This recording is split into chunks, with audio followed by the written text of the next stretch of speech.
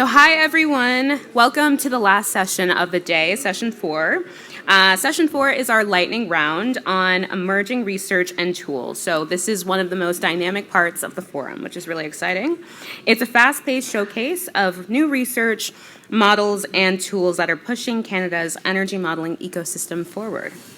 Think of it as less of a traditional conference talk and more of a short, sharp, distilled information of pitches. So what's new, what's relevant, what's interesting, and why it matters, and how it can change the way that we work. You'll hear 8 innovative projects that we hope will spark ideas and inspiration. Actually, it's 7 now, but we won't talk about that. To chair the session, I'm pleased to invite Normand Mousseau, the best ring bell bearer ever. Normand is a professor of physics at the Université de Montréal, scientific director of the Institut de l'Énergie Tertiaire, and the co-scientific director of the Energy Modeling Hub. He is also the co-founder of the Transition Accelerator and a founding board member of the Canadian Climate Institute. So please join me in welcoming Normand and the panelists. Thank you very much, Vanessa. Indeed, we have very high standards for the speaker this afternoon, so we had to drop one who was not quite making the cut.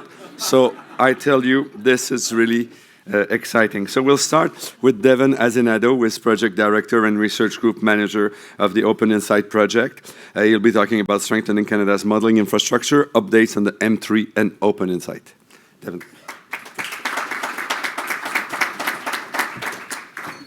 Thanks, Normand. Thanks, Edouard and team, for such a lovely event. I didn't realize how strict this was going to be in terms of quality, so I hope I can live up to the expectations. And I will just figure out somewhere to put that. Hopefully that stays there. So yeah, my name's Devon Azevedo. I work at the University of Victoria over in British Columbia at the SESIT group, Sustainable Energy Systems Integration Transition Research Group, with principal investigator Madeline McPherson. And the project I lead at SESIT is called Open Insights, and that's what I'm going to talk to you about more today. Nice. And the 3 things I'm going to touch on is 1, going over the objectives of that project and the objectives of the platform that we are building called M3. I'm going to give you a few very quick examples, given that this is a lightning round of M3. So I apologize to any modelers who I'll fly through some visualizations. If you're interested in chatting about them more, please come chat to us after. And then lastly, I'm going to close by talking about one of the main applications we're planning for this open source modeling suite we're building that'll kick off in 2026, and I'll share more on that in a second. So what are we building? We're building Canada's first open source energy economy data modeling and visualization platform. We're intending for this to be holistic, integrated, and but also include a flexible approach. And what we mean by that is having sectoral kind of depth and granularity where relevant, but then also it all kind of links into a macroeconomic framework that I'll briefly mention more about, but then also actually the next presentation Jose will go deeper into. And then we're trying to ensure that the front end of this, the visualization dashboard, is easy to navigate for non-technical users, but also has kind of the detail available for technical people that want to go a bit deeper and provide that for full transparency. And why are we building this? We want to enable fully transparent policy analysis for the public good and for public debate. And this is where that last point I was just mentioning, I'll come back to the end of how we're planning to do that. And this is obviously kind of an ambitious project, so we're certainly not the only ones working on it. It's in with collaboration with the Energy Modeling Hub, but also Macrocosm Group, was this company spun off of University of Oxford, as well as the Energy and Materials Research Group at SFU. And together we're all actually over 24 researchers, so it's quite a big collective effort. So I've just given an overview of the, I'm just realizing, I guess those colors look a bit different than I initially envisioned them, but I guess that's how it goes.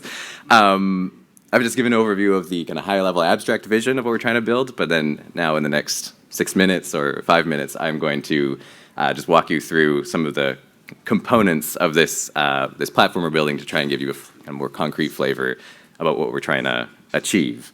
So as you can see on this schematic, we think of this platform in kind of 3 different pillars: open source data, open source models, open visualization tools. And I'm going to run through those in a second. I will do so, as I guess I already mentioned, pretty quickly, so apologies in advance, but it is the lightning round. So first, as some of you may know, we've been working with EMH to create this coders database. Oh, and yeah, it's an animation. I forgot about that. And so this is a screen grab of the live website that you can check out at the link at the bottom of that slide. And it contains currently all the power system data that's required to run the models on the M3 platform. And as we complete this project, it'll include all the data required to run any of the models that I'm going to mention over the next few minutes. So that's on the data side. Please check out the website if that's of interest, and if you haven't already. And then moving on to the models themselves, something you'll notice is that we have 7 boxes there, but 8 actual models within the platform. And this is very intentional, that to the point I made earlier about having an integrated, holistic platform, what we're doing is having kind of individual sectoral models that we then link together under a common macroeconomic framework to both allow for kind of sectoral granularity, but as well as self-consistent macroeconomic scenarios. And so an example of that, and why that's useful and a way that we've already applied this platform is, literally zoom into the energy and power system component of this platform to explain this. If you're looking at a policy question such as, a bit of a high-level question, how a certain policy suite will affect electricity prices across the country, to robustly do that, in our view, you need to both have a kind of credible, robust representation of energy electricity demand. Ideally, and this I guess was highlighted by Maddie and Aaron's presentation earlier, you want that kind of integrated with a power systems model that can kind of speak back to that energy demand calculation. But then as well, you want ideally a set of tools that allows you to assess reliability of the grid under that new grid configuration that you've modeled. And so a way that we're doing that in the model or in the platform is by getting each of those kind of 5 models that are represented here to speak to each other in a way that I don't have time to explain, but happy to share more about how we achieve that outside, to be able to achieve kind of all of those different points I was just mentioning of what you want to capture when trying to answer that kind of policy question. And so this is where I'll go really quickly through some visualizations. Using that integrated framework, we then do calculate energy demand. This is for a specific sector, but across all provinces. We then pass that to a power systems model, which starts to tell you when and where generators, under your assumptions, should be added. You can run that over time and see how the system evolves. And then kind of what's one of the more new parts of this platform that we've added within the past few months is then the ability to use a model called PRAS to do a full reliability assessment to see where the highest likelihood areas for outages under the scenario that's been run, where those outages will occur. And so we've started to apply this in projects already. And those actually will start to be released in early 2026. So that's in collaboration with Clean Prosperity, an industry association that the project's not announced yet, so I won't say who, but we're excited to announce that project soon, as well as in a few projects with coalitions around assessing the costs and benefits of expanded transmission in BC and Alberta. Then the last thing I want, or 2 more things I want to touch on, but last thing on the platform itself is, and I'll go really quickly through this because the next presentation is going to talk more about the macroeconomic framework that is included within M3, but I'm just going to quickly highlight that a similar integration that I was just describing on the power system energy demand side, we've been focusing on for the energy and macroeconomic systems, and that's to be able to enable this platform to generate results such as like GDP, GVA by sector, by province, and employment and unemployment impacts and vacancy rates and all that, again, by province and sector. again, I'm now going to, oh, and trade impacts as well. In that case, that was LNG, natural gas trade, that this modeling framework also captures in a fair amount of detail. So I know I flew through that, but please, if that's of interest, come chat to us after. So what I want to close on is then highlighting how we're planning to start applying this open source modeling framework in 2026. And that is, we'll start to use this for what we've been describing as like timely. We initially were calling it rapid, but then we realized we're saying 2 to 4 weeks, and maybe for academia that's rapid, but maybe everyone else wouldn't agree. So timely, independent, transparent modeling of new policy or political platforms when relevant, announcements within a few weeks. It's inspired by the US Repeat project, if people are familiar with that, and I think as I already mentioned, starting in 2026. To be able to do that kind of effectively, I think we consider ourselves good modelers, but of course we don't know, I think, the local context in each province, but also each individual sector we might be trying to represent. So we're looking for collaborators, where collaborators have kind of a deep sectoral or provincial kind of bodies of knowledge to draw on, looking for collaborators to work together on that. So if that idea that I've just briefly mentioned sounds of interest, please come chat to us or email this email that's on the slide, and it would be great to chat more about how we can collaborate in delivering this together. And in my last 30 seconds, I'll just quickly summarize, giving you an overview of the M3 modeling platform and the Open Insights project that's contributing a lot to building that platform. Quickly ran through the capabilities and current applications of that modeling platform, and then highlighted this plan to how we're going to use it in 2026, and please do reach out if you're interested in participating in that. And thank you very much. Again, come chat to us outside if any of that sounded interesting. And now, I guess I'm going to pass it back to Normand, but then Jose will talk more about the macro framework that is part of this platform. Thank you. Thank you very much, Sevan. I remind you that the full bios of all the speakers are available on the website. I'm just giving more than a short introduction, so it doesn't do full service at all to these speakers. So next speaker is José Moran. He's a senior researcher in complexity economics at Macrocosm and associate at the Institute for New Economics Thinking at the University of Oxford. He'll be talking about introduction to macro agent-based models.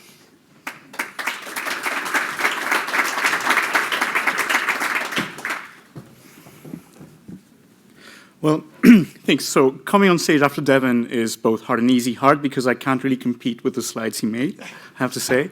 And easy because I think he made a very good introduction to this. So I'm José Moran. I'm a researcher at Macrocosm, like Normand said. And I've been working in agent-based modeling for a few years now. So first off, I think what I should start with is if the slides will change, yeah, with a quick introduction to what agent-based models are. So Devin showed in his slides a few agent-based models. We have an energy ABM, a labor market ABM, and in this case, a macroeconomic ABM.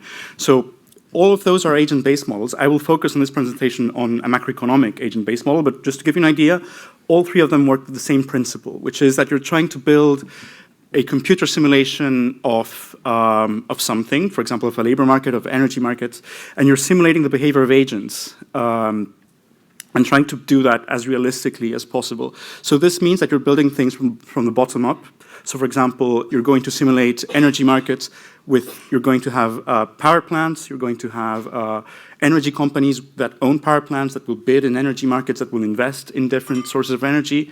In labor markets, you're going to have people working in different industries with different occupations, different skill sets, different wages, etc. And in the case of a macro ABM, I think this is in some ways the more ambitious of all of these. It's a model that tries to capture the whole economy. So in this case, you're defining the agents. These agents can be households and households that contain individuals within them. They work in companies. They have bank accounts in banks, both the households and the firms. And they pay taxes to a government that can then hand out social benefits. And you're trying to model all of these interactions. And the way this works is that you have a simulation that is explicitly dynamical. So your agents have balance sheets that describe them. Like, you have the bank balance, the balance of a bank account of a household. and they will make consumption decisions, saving decisions based on what they see. And these decisions, they can be rational, as you can have in more standard mainstream macroeconomic models, but you don't have to make them rational. You have the option of making them rational. But at every time step, the agents will look at their environment, the information that's available to them, make decisions, and based on these decisions and the decisions of all the agents, their balance sheets will be updated. So the contrast with, I'd say, other models is that, for instance, in this case, you're not writing an equation directly on output or on GDP, but, for example, GDP is just going to be something that is built up by aggregating all of the balance sheets of the agents. This means that you can be very flexible in what you can implement. It means that you can implement policies as they are. You're really only limited by you can implement a software, what you can put in code. And so the structure of the model that we've built, it's actually something that Devin showed in the workshop yesterday. It's something where you have all the agents that I've described within a country. So for example, a country can be Canada, but we've built an extension where we have all the different provinces in Canada. You have all of these different relationships between the agents. So for example, the government receives taxes from individuals, pays benefits to individuals and households, etc. And you have these agents are all built from, are all initialized, from different data sources, mostly OECD data, StatCan data for this specific use case. And you can also put in firm-level data from CompuStat, for example, or any other data source that you can get. We're very, very flexible in the amount of data that we can ingest. And the idea is that, again, quite an ambitious scope. We're trying to capture the entire world economy at some point. So this model is built in a way where you can simulate several countries at the same time, and you can simulate the trade flows between them. So for instance, you can simulate, in this case, the United States, Canada, and Brazil. And Canada itself is built as the aggregation of all of the provinces. And all the countries that you're not simulating explicitly, meaning that you're not capturing all of the households, all of the banks, all the firms, are still being captured in an aggregate that's called the rest of the world. And the goal of this and the goal of what I showed in the previous slide is to make all of the interactions endogenous in this model. We're trying to keep as little as we can exogenous in this case. What is exogenous in this model is pretty much going to be policy decisions, changes in tax rates, for example, but trade flows, etc., all of that is endogenous in the model, and that's how it's captured. Now, the reaction, I guess, the natural reaction when you see this is that it's something that's quite ambitious, quite large, and you may want to ask, like, why should you believe this? And we've been trying to address this using calibration techniques for agent-based models, and something in particular called simulation-based inference. So the idea of simulation-based inference, in a nutshell, is that when you're running your model, you have a set of parameters, so theta in this case, in my notation. And when you run your model, given theta, you can generate some data X that is going to be time series of GDP, unemployment, inflation, emissions, anything you want. And so you generate a lot of samples from the parameters and the outputs, and you train a neural net to learn the mapping between these two. And so once you have that, the idea is that you can invert the mapping by feeding, for example, the data that you want to match to the neural net, and you can get the parameters that best match that output. So that's how we did this. For example, in this case, I chose an example from work by Luke Stern, who's in the room here, where we mapped emissions in our simulation and implemented Canada's OBPS policy with all the specificities of each province. And we managed to initialize it to the right emissions. And what was also quite, at least something that was quite reassuring for us was that when we ran this and when we implemented the actual parameters of the OBPS policy, we got a reduction in emissions per dollar that was sensible in the sense that it matched ex post studies of average reductions after a carbon price. So these are, this is what you see here. So in purple, it's this model, and in orange, it's the ex-post reductions that were observed in these studies.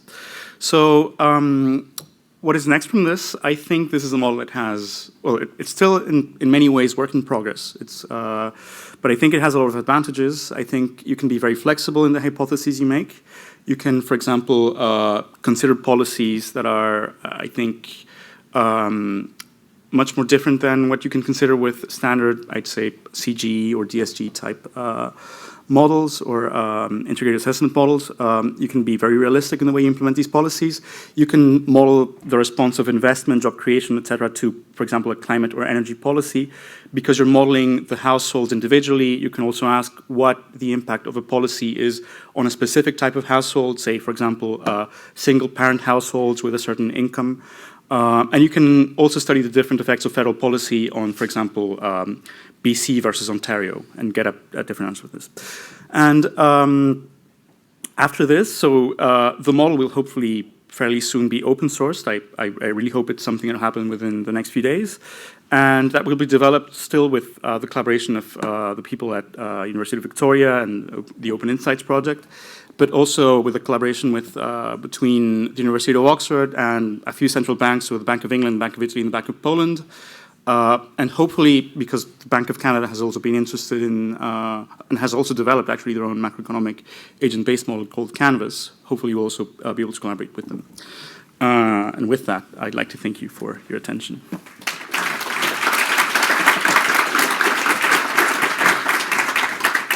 Merci beaucoup. The next speaker is the only one that is there to show that Canada is in principle a bilingual country.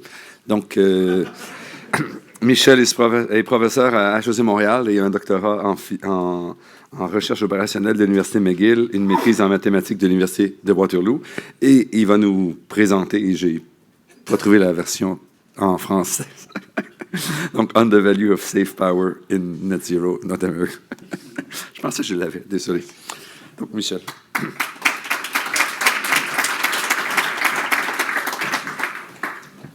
So as you've heard already, the talk will be in French, but just one word beforehand.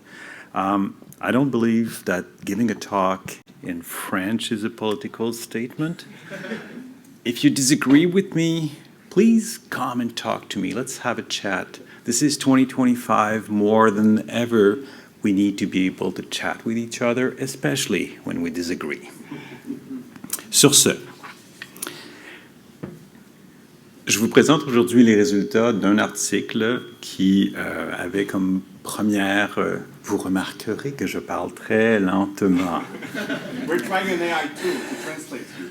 It's working. OK, bravo. I give you more time. Est-ce que l'IA peut faire ma présentation aussi? Okay. Donc, l'idée de base de l'article était de se demander si ça ne valait pas la peine de penser à ne plus voir l'énergie comme un bien à obtenir au meilleur prix, mais plutôt d'obtenir un service énergétique au meilleur prix possible. Et c'est ce qu'on a exploré un petit peu avec cette idée de la valeur des kilowattheures qu'on ne produit pas. L'article est relativement simple, vous allez le voir. Une seule équation, extrêmement simple. Un seul graphique résume l'ensemble de l'article. Donc, c'est relativement facile à présenter dans un cadre comme celui-ci. Voilà. 3 idées très, très simples. La première, on produit l'électricité la moins chère en premier. Les derniers kilowattheures coûtent plus cher. Ça va jusque-là?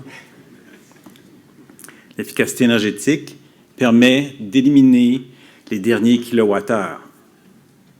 Les plus chers. Bravo!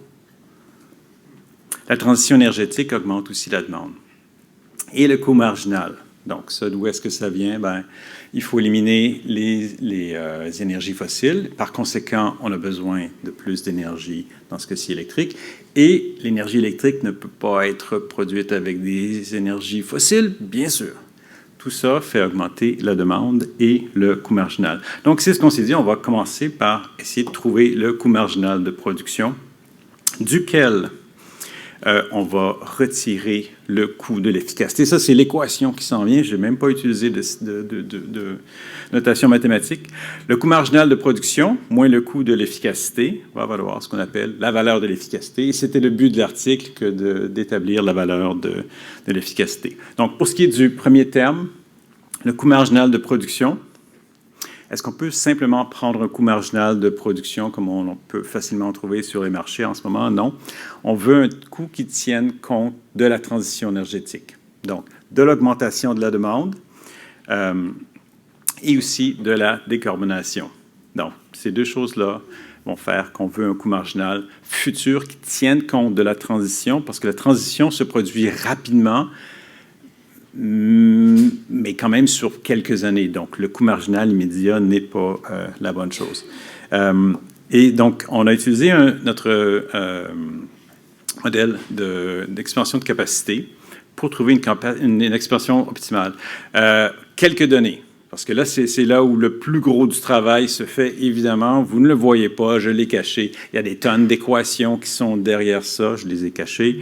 On a quand même un modèle d'expansion optimale qu'on a ajusté pour avoir en 2040 une production électrique sans émissions sur une zone assez grande qui va de l'Ontario aux provinces atlantiques en passant par le Québec, incluant New York et la Nouvelle-Angleterre. Donc, sur cet ensemble de ce système électrique-là, on a fait une transition énergétique tenant compte de la demande qui allait augmenter.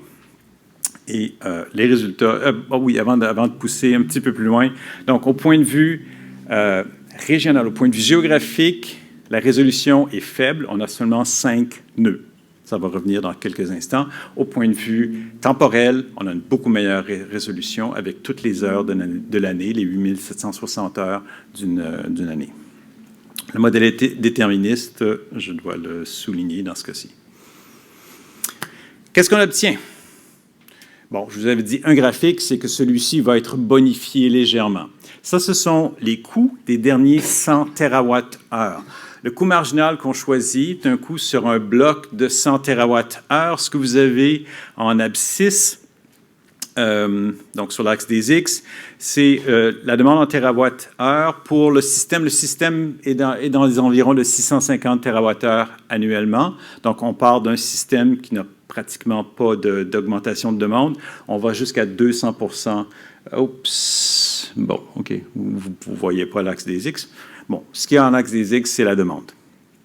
Et puis, dans l'axe des Y, le prix en dollars US par kilowattheure. Ce qu'on redoutait est effectivement ce qui arrive. Il y a littéralement un mur aux alentours de 40-50% d'augmentation de demande. On parle d'augmentation de demande dans 15 ans, donc ce n'est pas ridicule comme augmentation de demande. Le prix augmente très, très rapidement.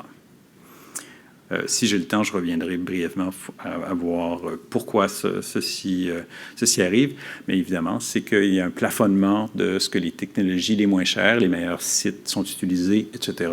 Ce qui fait qu'on se met à devoir utiliser de l'électricité plus chère parce que la demande augmente trop vite. Ça, c'était pour le premier terme. C'était notre coût marginal de production. Le deuxième terme de l'équation, c'est le coût de l'efficacité. Ça, on a fait une revue de la littérature. Il y a beaucoup d'informations, un peu difficile de faire la part. Un des articles dont on s'est servi beaucoup, c'est celui de Giandomenico Papineau et Rivers. Maya Papineau est à l'Université Carleton, que je sache. Elle est peut-être dans la salle. Si oui, on la remercie. Ces gens-là ont fait une méta-analyse des coûts de rénovation énergétique. Avec cet article-là et quelques autres articles, on a trouvé, grosso modo, un coût autour de 10 cents par kilowattheure en étant conservateur. Okay? On a mis de côté les études qui semblaient les moins, qui semblaient peu s'appliquer, puis on a gardé les meilleures. Ce que je dois absolument souligner, c'est que ce coût-là ne dépend pas évidemment de la demande. c'est un coût qui est indépendant de la demande. C'est là que ça devenait vraiment intéressant de faire coût de production marginal moins coût d'efficacité pour obtenir le graphique qui est celui qui résume l'ensemble des résultats de l'article. Donc, qu'est-ce qu'on a ici? Les lignes rouges sont la valeur de l'efficacité. Autrement dit, quand on est, je ne peux pas pointer, mais quand on est environ au milieu du graphique, si on évite un 100 TWh passant, par exemple, qu'est-ce que vous voyez? Non, vous ne voyez rien du tout. OK, bon. Le 32 cents que vous voyez dans un carré rouge, ça correspond aux 100 TWh, où est-ce qu'on passe de 866 à 966 TWh de demande en 2040. Ça, c'est 32 cents d'économiser chaque fois qu'on réussit à ne pas avoir besoin de cette énergie-là. Le 100 TWh qui suit est à 87 cents. Donc, Madeleine, j'espère qu'elle est dans la salle, qui disait qu'elle avait des ratios coûts-bénéfices de 4 ou 5. Ah, nous, on fait quand même mieux que ça. Hein? On est à 8, là. En fait, on est même plus que ça. À la fin, c'est dans le 10. Donc, ça, c'est la valeur de l'efficacité que l'on trouve. Il semblerait, Édouard m'avait bien dit, souligne l'originalité de ce que tu fais. Bon, il semblerait qu'on est les premiers à avoir pensé à faire ça, à utiliser les coûts marginaux futurs qui tiennent compte de l'augmentation très rapide de la demande. On n'a pas trouvé d'autres gens qui avaient fait ça. Bon, 1 minute seulement. Ouch! Les gens vont me demander, ouais, mais est-ce que ces valeurs-là sont bonnes ou pas? On a fait des tests de sensibilité, bien sûr. On s'est posé la question, qu'est-ce qui va faire que vos chiffres ne seront pas bons? Est-ce qu'ils sont surestimés? Ils pourraient être légèrement surestimés, ou beaucoup surestimés, à cause de notre hypothèse zéro émission. Attention, c'est zéro émission seulement sur l'électrique. On n'est pas en train de dire que l'ensemble de l'économie ne fait plus d'émissions. On fait juste la partie électrique. Il pourrait y avoir des percées technologiques qu'on n'a pas anticipées, bien sûr. Est-ce que les valeurs pourraient être sous-estimées? Et c'est là que ça fait mal. N'oubliez pas qu'on ne tient pas compte des coûts intra-régionaux. Donc, le développement intra-régional n'est même pas dans les coûts qu'on a là.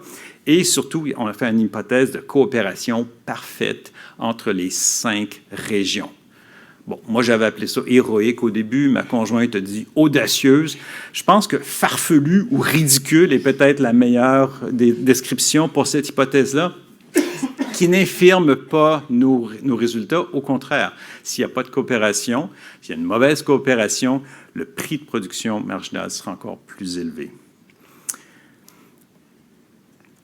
Les sensibilités, je vais les passer parce que j'ai fini mon temps. Ils sont dans l'article, bien sûr. On a regardé par rapport au nucléaire, par rapport aux bornes d'expansion du renouvelable, le coût du gaz, etc. Et je vais conclure. Selon nous, les résultats sont relativement éloquents d'un point de vue purement financier. Éviter de la demande, c'est très profitable. Pourquoi est-ce qu'on ne le fait pas? Alors, une petite suggestion que je vous laisse découvrir avec moi. Il y a des centrales qui ont été nommées en l'honneur de premier ministre. Les tubes de Ceylan, jamais. Dommage.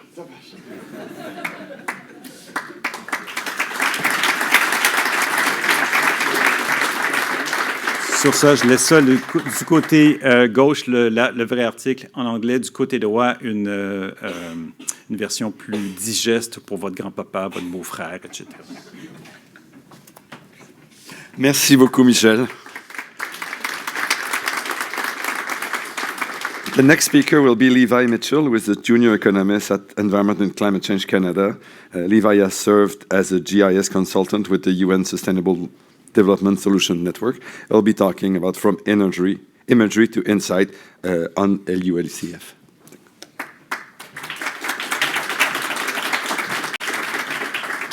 All right. Hi, everyone. So my name's Levi Mitchell. Thank you for the introduction. I'm a junior economist with Environment and Climate Change Canada.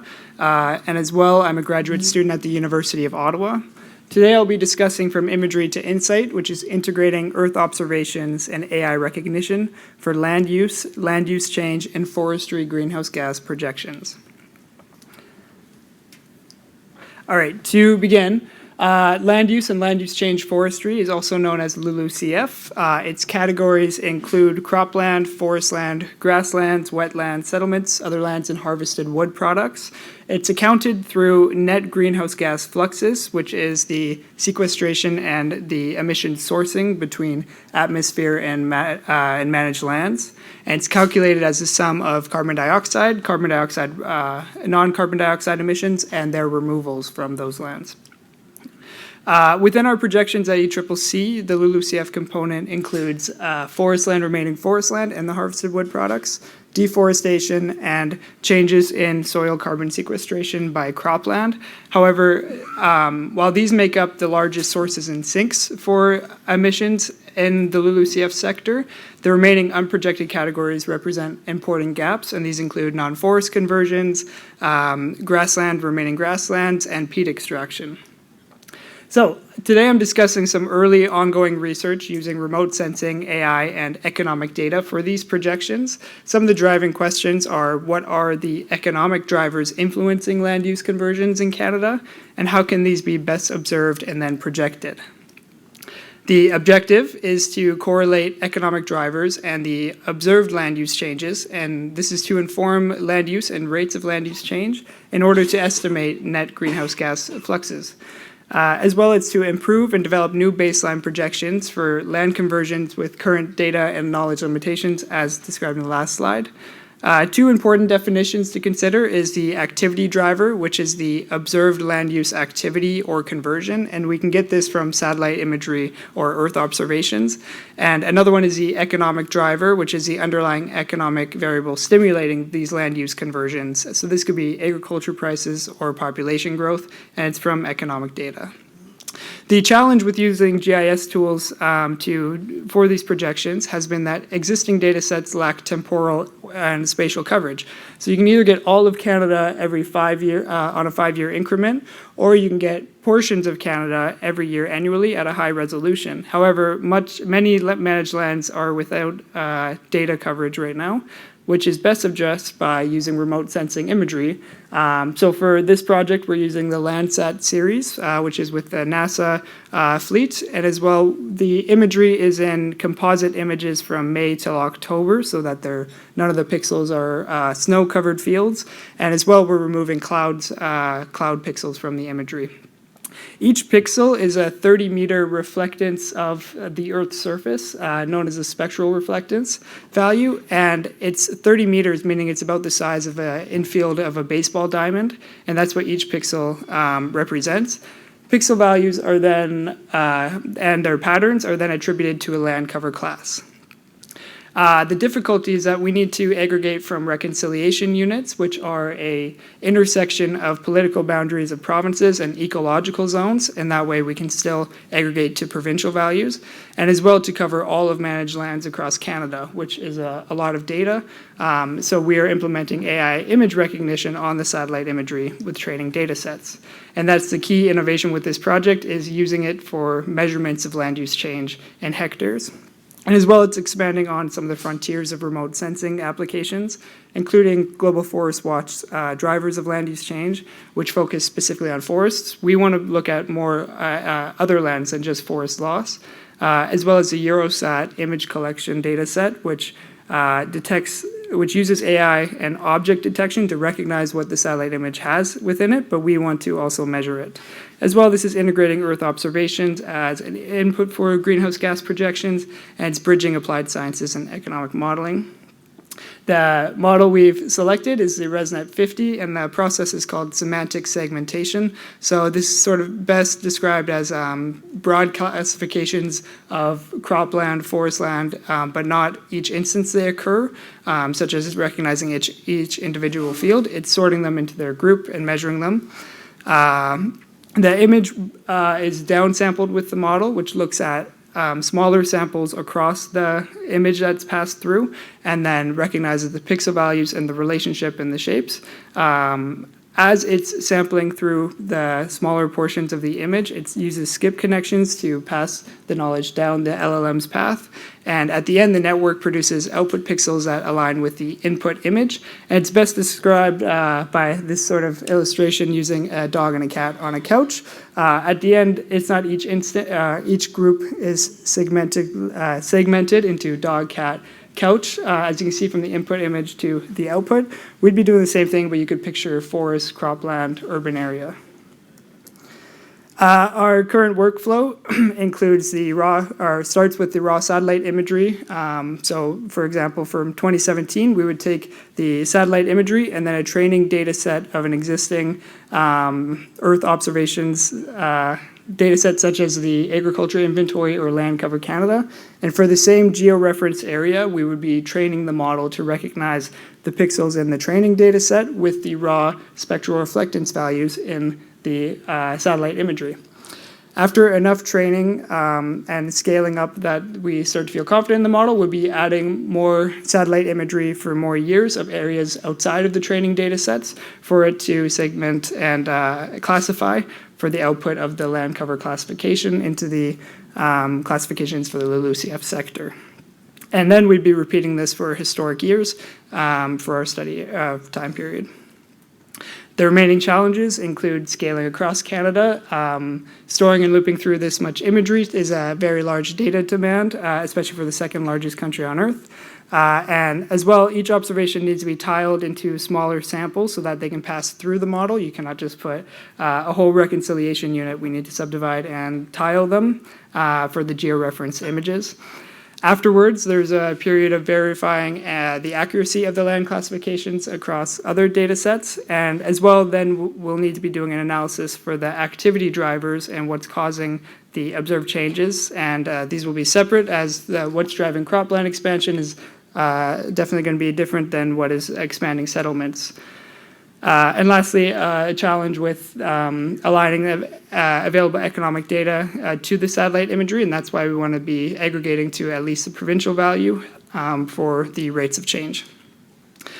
And for this research, some of the potential applications we see is a more informed emissions reduction policy and being able to do with and without policy scenarios, being able to spatially model and project peri-urban land use changes or wetland drainage to cropland conversions, very specific non-forest conversions, and as well the ability to look at what's driving regionally specific land use conversions, such as what's driving land use change in Quebec versus British Columbia, and as well to inform some of the programmatic greenhouse gas reductions impacts, such as the Nature Smart Climate Solutions or the Agriculture Climate Solutions. And thank you. I'm happy to discuss this further with you if you're interested at the forum. And yeah, thank you for the opportunity to speak. Thank you very much, Levi.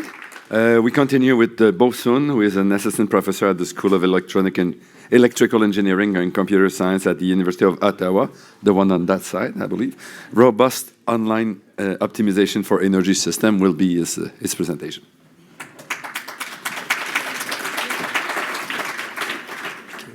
Thanks for the introduction, and waiting for my, okay. So I'm Boson from the University of Ottawa and the Vector Institute. And today I'm going to talk something about how to incorporate AI-based approaches into online optimization for energy system in a robust manner. Okay, so current grid is facing increasing uncertainty. So the renewable energy is introducing more uncertainty on the supply side, and rapidly growing demand like the AI-intensive data centers are creating time-varying and uncertainty loads. So in this case, the grid-level signals, including those energy prices, carbon intensity, or frequency regulation signals, has become much more uncertain and hard to predict. So in modern smart grids, the distributed energy resources like electric vehicles, energy storage, and the demand response of those large energy consumers, they are relying on such uncertain signals to optimize its operations. So this makes the offline optimization approach insufficient and highlights the need for do online optimizations that can make real-time decisions without knowing the complete future of the signal. So our focus is on online optimization of distributed energy resources with the objective of minimize the operational costs while satisfying that individual and grid level requirements. We can take the carbon-aware EV charging as an example from the perspective of a utility operator. Say the grid can supply energy with certain carbon intensity at every time step, which basically representing the amount of emission per unit of energy. And such signal is really online, which means that you only know the carbon intensity at the beginning of each time step. When an EV arrives, it specifies its deadline and also its request energy, and the operator needs to determine how much energy to deliver at every time step without knowing the exact future carbon intensity and also do not know the future EV arrivals. So the overall goal is to minimize the total carbon emissions, but it needs to guarantee that all EVs are receiving the requested energy, and also the aggregate charging rate of all EVs should not violate the grid requirements. This is a challenging problem because of the uncertainty in the signal and also due to the online nature of the decision-making process. So the traditional approach is to design a robust online algorithm, which means it is optimized for the worst-case signal and the EV arrival sequence. These approaches are usually robust with the worst-case guarantee. However, they tend to be over-conservative and often perform poorly for typical scenarios. An alternative approach is to use AI-based algorithms, and we have seen that AI-based algorithms have achieved state-of-the-art performance in many domains. However, these approaches usually lack guarantees for the worst case. Take this load forecasting as example. If we slightly change the temperature in the input data of the model, actually the load forecast model can be manipulated to make very high or very low predictions. If you rely on such predictions to make decisions, this can lead to very wrong decisions. So that's why those lack of guarantees hinders the deployment of AI-based approaches in energy-related systems because we require high reliability for energy systems. Our research is trying to combine the benefit from both approaches to achieve the best of both worlds, trying to attain good average performance while providing a worst-case guarantee. Here is how our approach works. Okay, we run two algorithms in parallel under uncertain signals. One approach is from the black box AI-based approach, which can be the reinforcement learning algorithms. And these algorithms can provide us strong empirical performance, but without worst-case guarantee. On the other hand, we can design a robust online algorithm, usually designed specifically for the problem, and it can give us the worst-case guarantee. Then a critical step is how to design a meta algorithm to combine the two sequences of online solutions in a proper way, such that the solution can be close to the AI-based approach when the AI-based approach performing well. Well, when those approach are performing wrong, it will switch to the robust algorithms. Of course, the idea is simple, but our work is to prove rigorously that the algorithm really has such kind of guarantees. And this is how our guarantee usually looks like. So when the AI-based approach are accurate with low errors, then the algorithm is closer to the optimal solution. But when the error is large or absolutely wrong, the AI-based approach are absolutely wrong, then our algorithm still has a bound. It will not blow up. So such kind of robust online optimization approaches can find a lot of potential applications. So like for DR aggregators and some large energy consumers, we have a pipeline for them to make use of good AI-based approaches, but still with worst-case guarantee. On the other hand, you can consider our approach as a way to robustify decisions from general AI-based approaches, like the end-to-end reinforcement learning approach, or those kind of prediction then optimize-based frameworks. And there are still many questions there. And the first is how we can find new problems that can be solved by such kind of robust online optimization framework in energy systems and make impactful insights. And we also want to ask if we can have some additional information on the AI-based solution using uncertainty quantification approaches, then whether we can have better design of the combining part of the solution so that it can achieve a better balance between the two algorithms. Finally, we usually have multiple objectives in our real life, like the energy efficiency and the carbon efficiencies. Can we do the EV charging and achieve both of the things at the same time?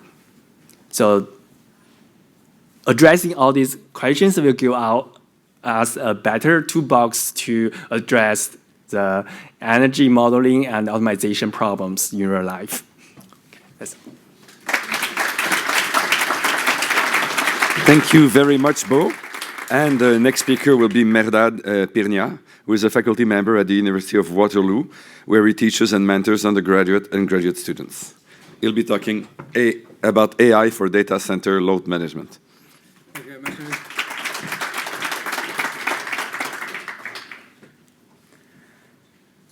Thank you very much for coming to this session. My name is Mehrdad Pirnia, and today I'm going to talk about a very emerging topic, which is data centers. We keep hearing about that within energy modeling and uncertainties that it will be creating in our load management systems later on.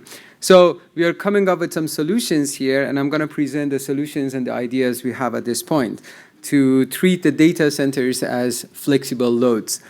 Before diving into details, just a quick agenda of my talk today. I will be talking about the importance of the data centers, why they matter, and why they should be treated as flexible load, and also the challenges that we are facing at the moment in regards to data centers, and some of the solutions that we've worked on, and some ideas for the future as well. And finally, I conclude, and we have a call for action, actually. So data centers are growing very fast, as we all know. The growth rate of the data centers is 10% per year. So in 2023, we had $754 million investment, but the projection is by 2029, we are going to have over $9 billion on market, in data center market, which is huge. And most of the demand within the data center is driven by the AI applications. And we will see that 70% of that is the AI-related load, which 40% of that is because of the generative AI. And with the advancements that we have on generative AI, we will see that how this demand might be growing even much faster than what we were expecting. So these huge loads are putting stress on the networks and the distribution network especially, because most of these data centers are located in distribution lines, and that's where we see most of the stress. We need feeder capacities, we need line capacities, and more generation to comply with the demand they have at the moment. And here is a quick map of the state of these data centers in Canada. We have about 300 data center facilities right now in Canada. Most of these are in Toronto, located in Toronto area, 45%. Vancouver has 25%, and Montreal has 18%. But there is a huge growth coming in Quebec as well. Microsoft is investing $500 million, and $1 billion investment is coming from AWS in Alberta as well. So we see across Canada, these data centers are growing very fast. And why Canada is being chosen? Because of our cold climate condition. Finally, the cold climate conditions are to our advantage. So because the cost of the cooling for data centers is 40% of the total cost, and during winter time, definitely we can take advantage of our cold conditions. But at the same time, we have a cleaner electricity grid as well, which is helping us with managing the loads that these data centers are having. So the data centers, the average load they have, these are the hyperscale sites, and they are from 50 to, on average, 500 megawatt, but we have gigawatt data centers, especially coming to Canada as well, and these loads are equivalent to a mid-sized city. The problem with these loads is the characteristics of them. They have totally different characteristics than the load that we've been observing before, and that's due to the fast ramping and the voltage stability issues that we are seeing. For example, if you look at this diagram here, you see that more than 50% of the load is coming up, and then it is disappearing due to an outage that was in the system, and the data center is shifting the load to the UPS. And then the system, in a millisecond type of time interval, is losing that load, and then that will be creating huge frequency and stability issues with our system. So most of these data centers are, because of their limitations they're putting on the system, the approvals for deployment of them is too long, and also we are constrained by the geographical constraint as well, because they are mainly being planted in urban areas. And also these data centers are relying on backup power and emission as well. And they are creating huge emissions because of the diesel generators coming up with. So now that we know the importance of the data centers, now that we know the challenges associated with them, here are some solutions that I don't have time to get into the details or providing any results for those. But one solution is better load forecasting of the data centers. Right now, there is no studies that is contributing to the characterizations of the data center loads, because most of the load that we see is on the training side, and some of them on the inferential side. And so we can distinguish between the loads, and then we can look at the data centers as flexible demand, so that we can shift the demand during the stress time for the system, so that the training side, for example, will be done during the off-peak hours. So this is the thing that hasn't been taken seriously, or it hasn't been come to practice yet, to look at the data centers as flexible demand and looking at them as a demand responsive type of load. So this is more on the load side of it, and we can definitely rely on machine learning and the time series type of forecasting models that we've developed in our work. The other part is the generation for these data centers. So most of them right now are reliant on the grid. So we have microgrids in Energy Modeling Hub, there is no talk on microgrids, but a majority of my work is actually on microgrids, actually. These are the systems which are not connected to the microgrid, and they can work in an island mode as well. So there are self-sufficient entities that can satisfy the demand. And usually when we're talking about microgrids, we're looking at the sustainable microgrids. These are the ones that are combining storage capacities and with renewables such as solar and wind. So there's a huge applications for these types of microgrids with data centers as well. And developing these microgrids, then we need energy management systems for them. But the energy management system would be very complicated because now we are looking at a load which is totally different than what we knew before. And there are so many different components within the load that we are considering. So some parts can be off, some parts of it can be on. And of course, the management of the generators and also cooling systems and power utilization as well.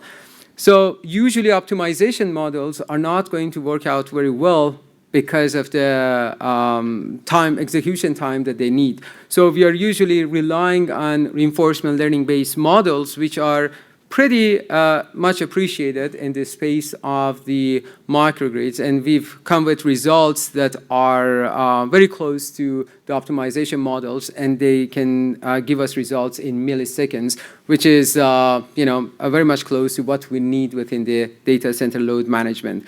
And also, these type of models that we are developing, they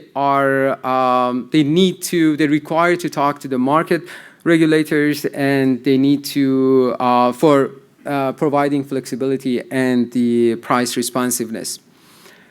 So now that we saw data centers are critical in Canada's digital economy, and we saw how rapidly they are growing and the challenges associated with them, we know that the solutions exist or partially exist at the moment. Forecasting with the focus on data center loads, and also looking at them as flexible demand and also microgrid and AI-driven energy management systems. These are the solutions that we are working on. And so this research is just starting, and I would like to invite all the industry and academia partners to help us to work out on this huge problem that Canada is facing right now. Actually, it was supposed to be faced in the near future, but now we are having, as I noted, 300 data centers. So that's very important to start working together. As a matter of fact, we just started sending a grant application for this, and if successful, I invite you to help us to make this as possible as we can. Thank you very much. Have a good day. Thank you very much, Mehrdad. I think the last speaker of this session doesn't need a presentation, but I will introduce him anyway. Cameron Wade, who is a principal at Evolve Energy Research, is helping clients evaluate investment decisions, system planning choices, and policy options in uncertain contexts. And he will be talking about using Ensemble to navigate energy future.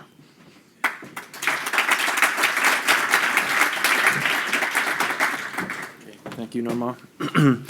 And I just checked, it's after 5, so I will do my best to to be quick.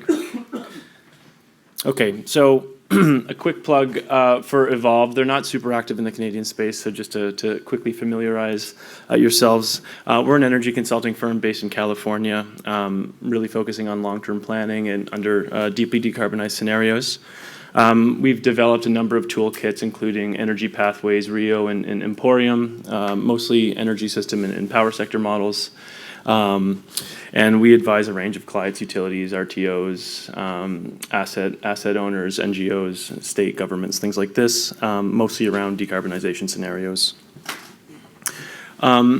So what I want to talk today, kind of really broad strokes, is I'm going to introduce some work that we've been doing in collaboration with Princeton for several years that Devin actually referenced a little earlier, and talk about that work, what we like about it, but some of the shortcomings and what we're doing to address that, and hopefully tying it back into kind of a more Canadian context at the end. But so the repeat project, I'll try to be quick here, but this is an initiative led by Jesse Jenkins' lab at Princeton that really performs really, good modeling, but rapidly to assess and evaluate ongoing or prospective policy in the states.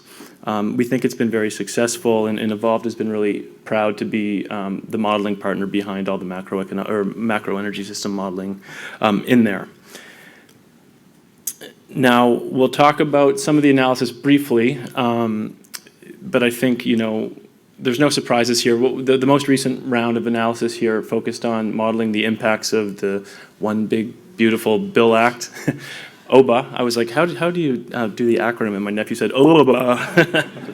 That's one way. But I'll call it OBA for now. So we looked at the implications of that versus the Biden-era climate policies. And the results are not super surprising, right? It reduces clean energy capacity significantly, the associated investment to the tune of about $500 billion over the next 20 years, and a substantial increase in emissions as well.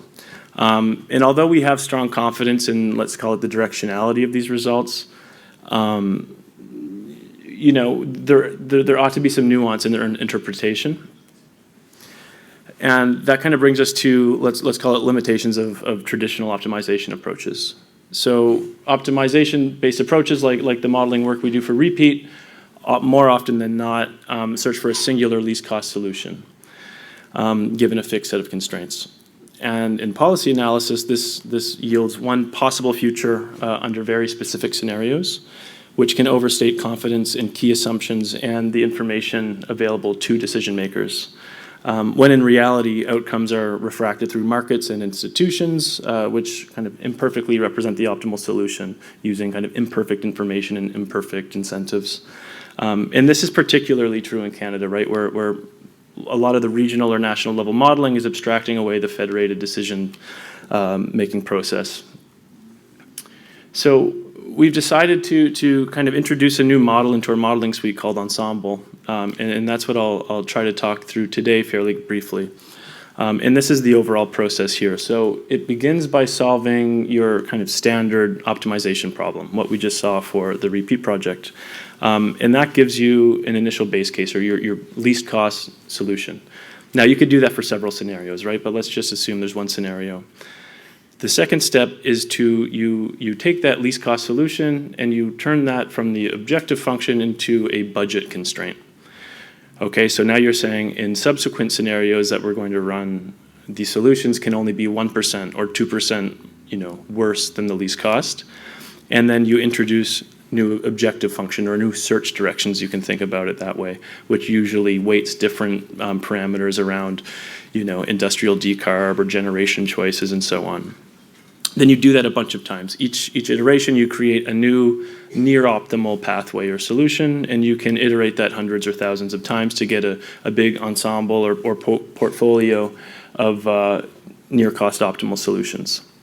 And we feel that this has some important advantages, right? So it reveals a whole slew of economically viable options that might have very different characteristics.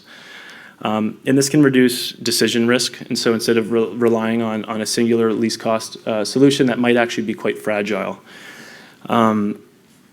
Using the results as we see, we can kind of illuminate some trade-offs. When you have hundreds or thousands of outputs that are all slightly different, but cost competitive, we can understand the correlations or complementarities between different technologies or pathways.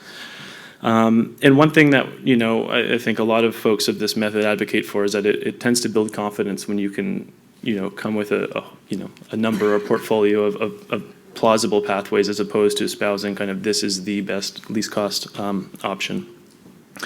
And so this is sort of what it looks like, or what we hope we hope this conveys what it looks like. So on the left is your standard output, say of a say capacity expansion model. This is the least cost solution or kind of capacity mix in the scenario in question, right? So you see there might be 87 gigawatts of wind, 78 gigawatts of gas, and so on. On the right is once that same model has been put through the ensemble process, you now have, in this case, 100 near cost optimal generation portfolios. And you can see that there's kind of a whole range of outcomes there. Now, so what we've done recently, this tool we've just released it a couple months ago, and so we thought we would use the OBA analysis to kind of pump through it and see what we get out. And I won't spend too much time on the results here, but the biggest thing that, if we were to focus on onshore wind, for instance, that's the top left panel. Under the IRA case, you still see that there's a lot of uncertainty in the distribution of, say, how much wind is going to come online. But there is still some signal from that noise when you compare IRA to OBA, in that even the most optimistic cases in OBA still fall below the most pessimistic cases under the IRA environment.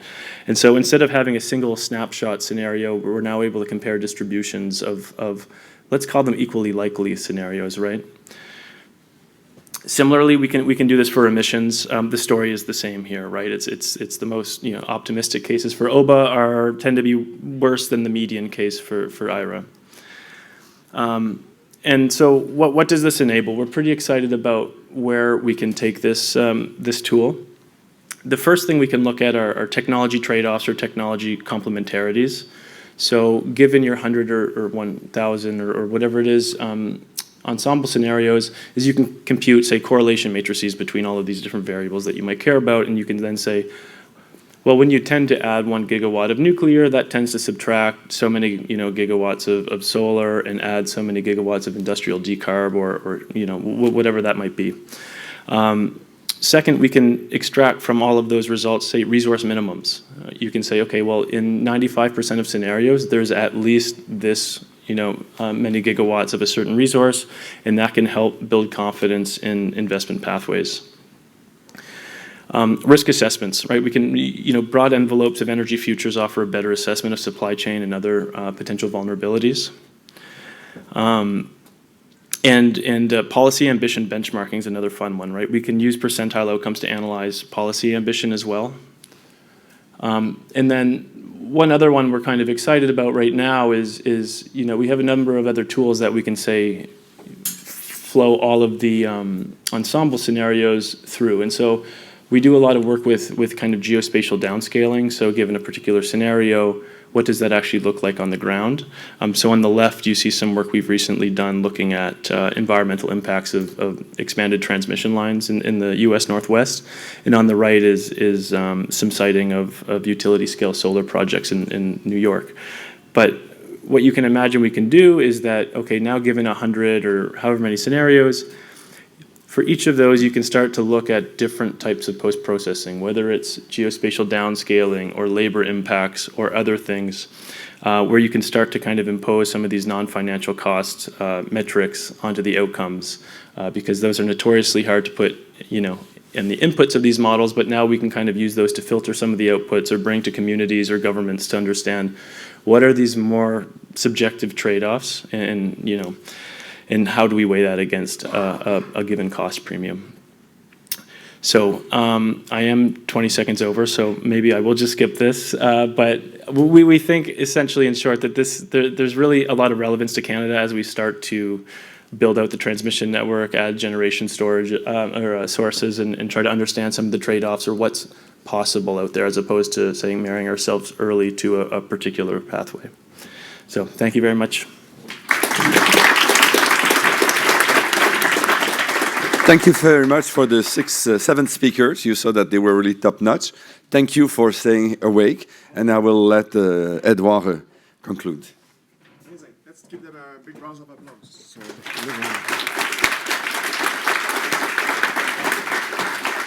So I won't keep you long. Thank you so much. This ends our first day. We have another busy day tomorrow, a little bit shorter one, but it's still a busy day. So please be with us at 8:30 so we can start at 8:45. There's been plenty of questions that we haven't time to answer, so we collect all of them. We'll build our report and dispatch some of them to the panelists today and across the day. So feel free to reach out to us in the coming weeks to get some answer to your questions.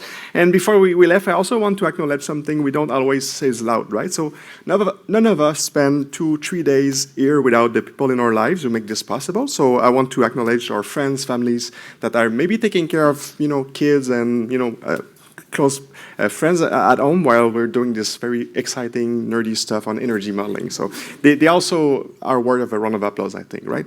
So let's move on to the atrium. The team will be giving drink tickets. We have the room until 8:30, so feel free to network, and we'll see you tomorrow, top notch, to another full day of this. Thank you so much, guys.